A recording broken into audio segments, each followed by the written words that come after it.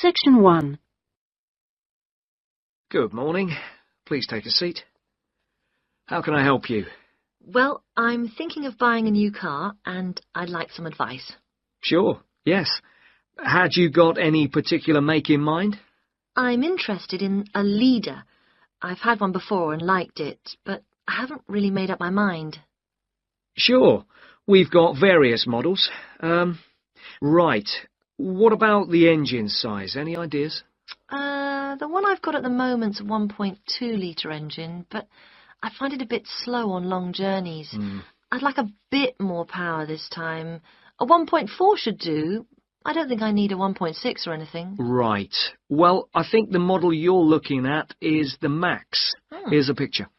Oh, yes. Have you got one in? Yes, I'll take you to have a look at it in a minute. I'll just get a few more details. Is there anything else to do with the engine? What kind of gear change do you want? I presume you want a manual. I'd want automatic. I've never driven a car with manual gears. Right. Well now, here's the colour chart for the Max. Have you given that any thought? This blue's very popular at the moment. Yes, it is nice. I like blue. What's it called? Royal? Yes.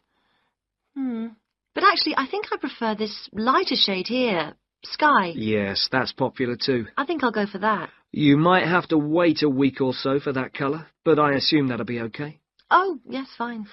Well, we can go outside and you can have a good look at one, and perhaps take it out. But first, can I just ask you about finance? The cash price is going to be somewhere in the region of 7,500. How would you like to pay? Are you in a position to pay cash, or would you need credit? I'd like credit, provided the terms are reasonable. Well, you can discuss that with my colleague in a moment. We have various arrangements. Would you be interested in us taking your present car as part exchange? Yes. Okay, fine.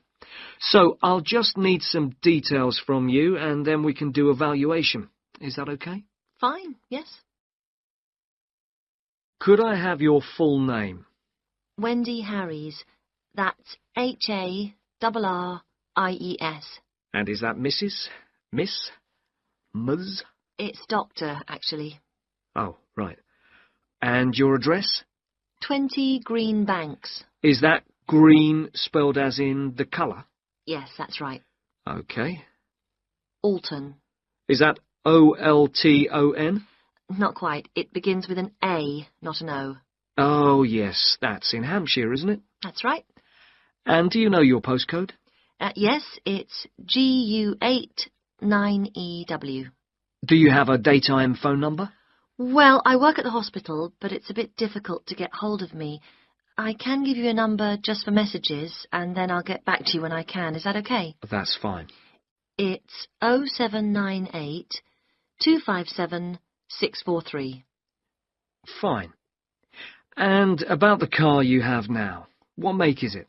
It's a Conti. Do you know the year or the model name? I think it's 1996, and it's called a Lion, like the animal. Then it must be 1994, because they brought out the Fox after that. Oh, right, yes. Mileage, roughly? I'm not sure. I know it's less than 70,000. Okay. What colour is it? It's grey, metallic grey. Right. And one last thing. What sort of condition would you say it's in? I'd probably describe it as reasonable. Do you need to see it? It's parked outside. Not at the moment, no. Perhaps you could call in one day next week. Section 2. As I said earlier, there is, I think, at Rexford an excellent combination of physical and geographical advantages. As well as having a rural setting and still being close to central London, something that will certainly be of interest to you is that Rexford is just 35 minutes from London Airport. At Rexford, we have a strong research capability. We came 7th out of 101 universities in last year's research assessment, carried out by a government body, and did particularly well in your particular subjects, engineering and science.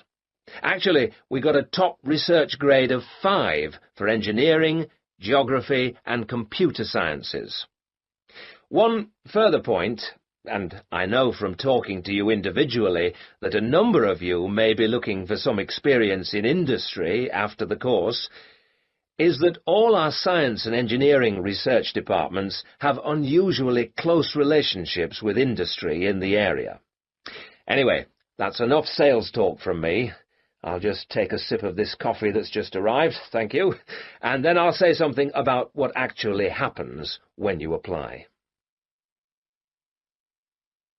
Right.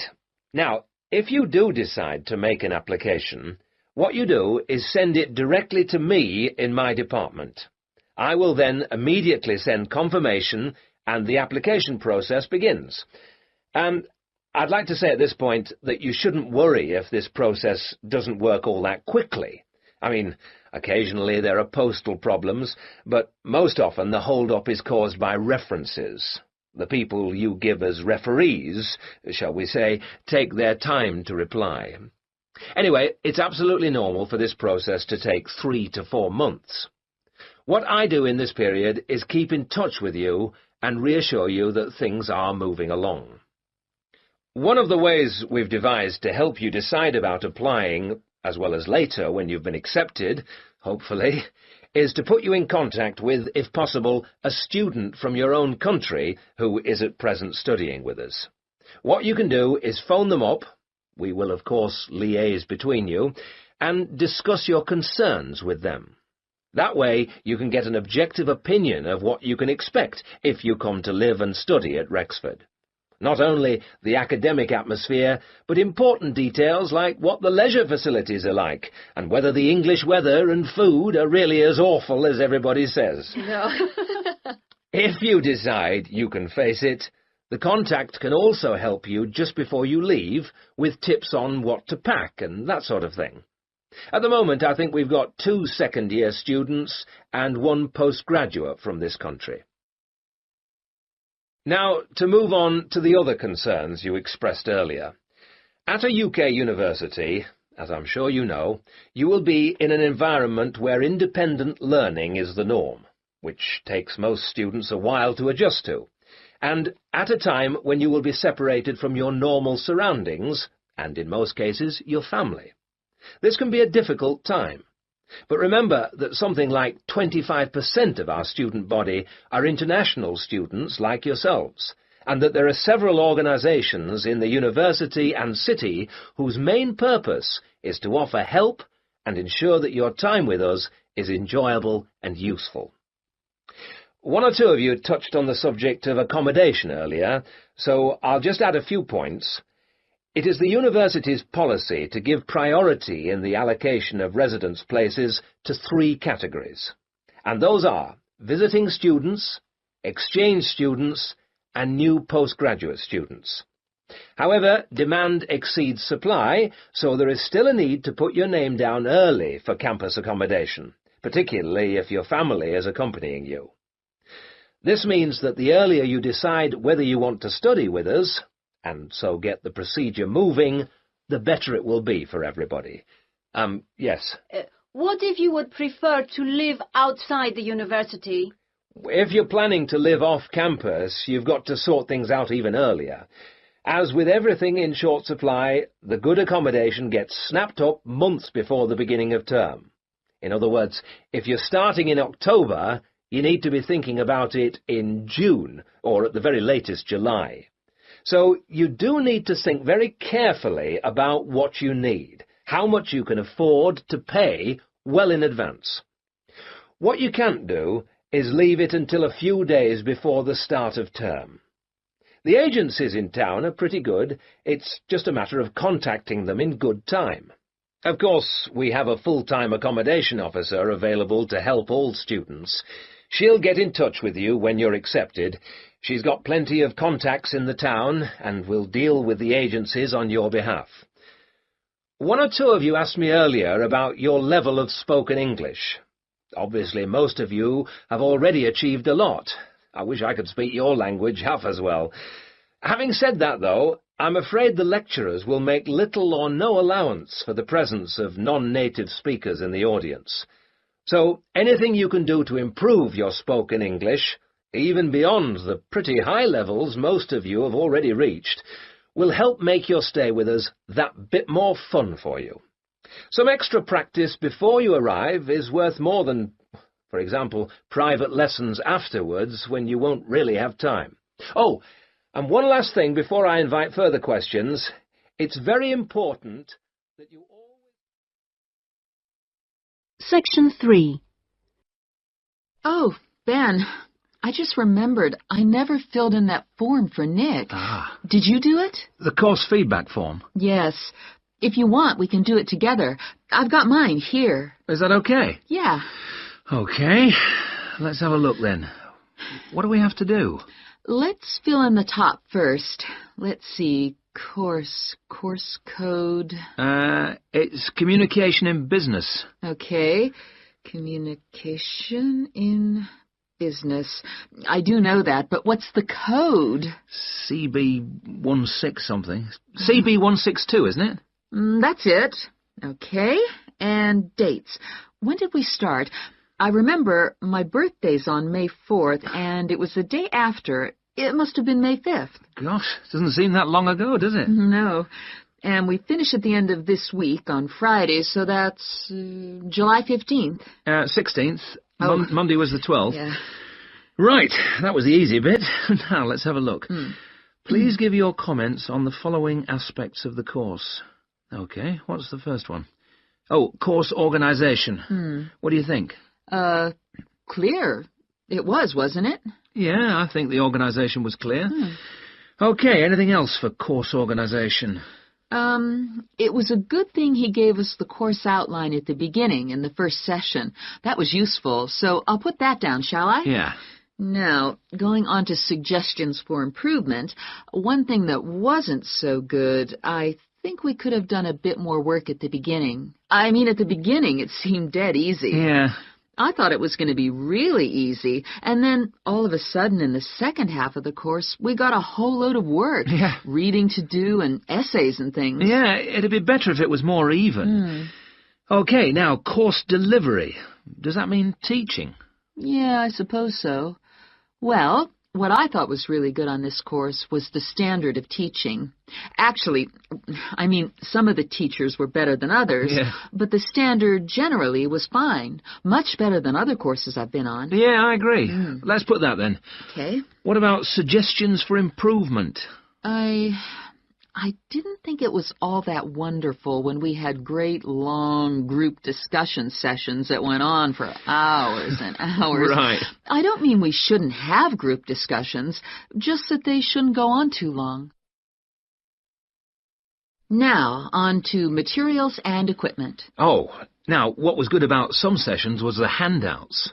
Yes, I thought all the handouts were good, actually, and some were great, with website addresses and everything. One problem, though, with materials was the key texts. Yes, there just weren't enough copies on reserve in the library.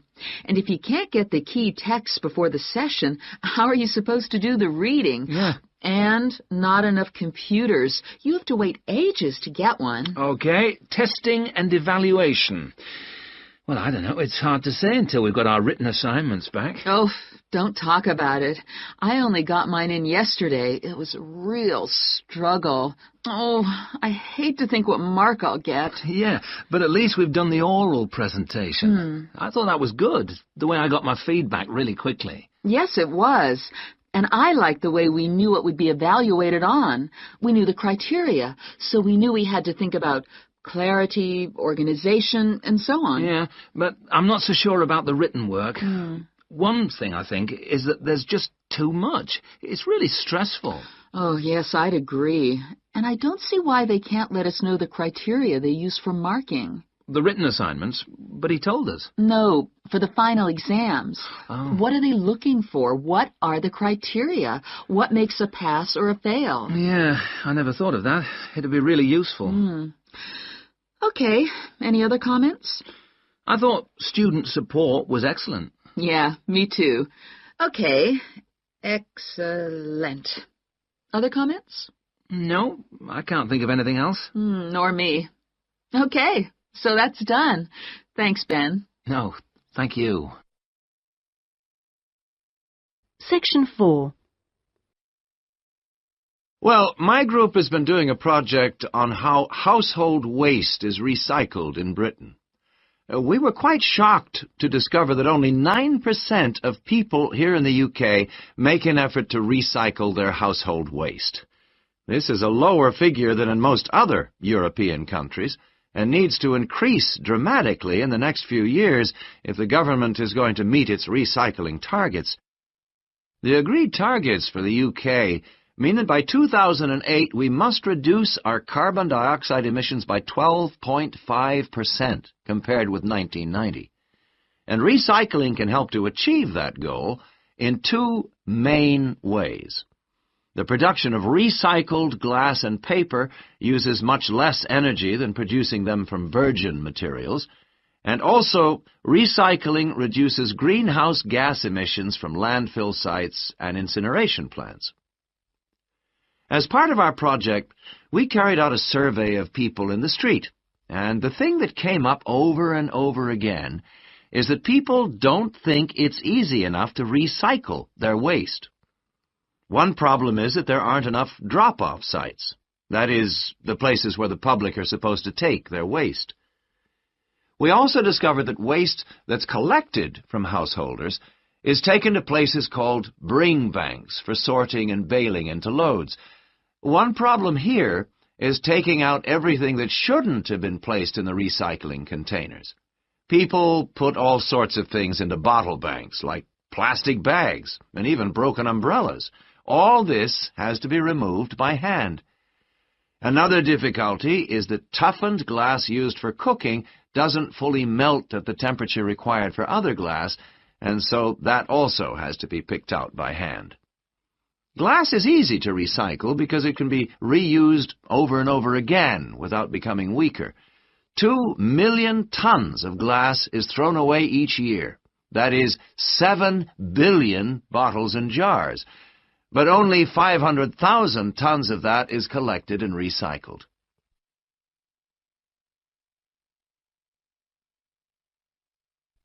Oddly enough, half the glass that's collected is green, and a lot of that is imported, so more green glass is recycled than the UK needs. As a result, new uses are being developed for recycled glass, particularly green glass. For example, in fiberglass manufacture and water filtration. A company called CLF Aggregates makes a product for roads, and 30% of the material is crushed glass. For recycling paper, Britain comes second in Europe with 40%, behind Germany's amazing 70%. When recycling started, there were quality problems, so it was difficult to use recycled paper in office printers, but these problems have now been solved.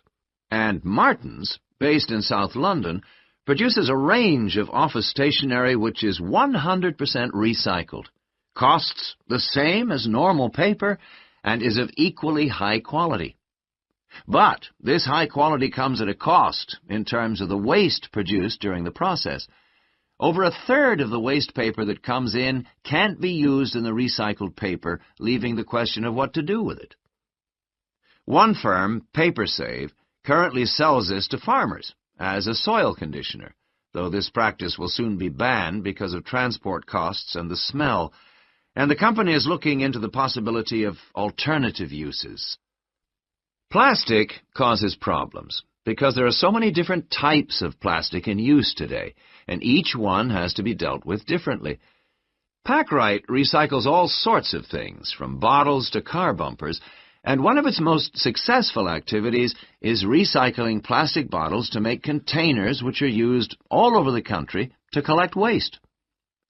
The Save a Cup scheme was set up by the vending and plastics industries to recycle as many as possible of the 3.5 billion polystyrene cups used each year.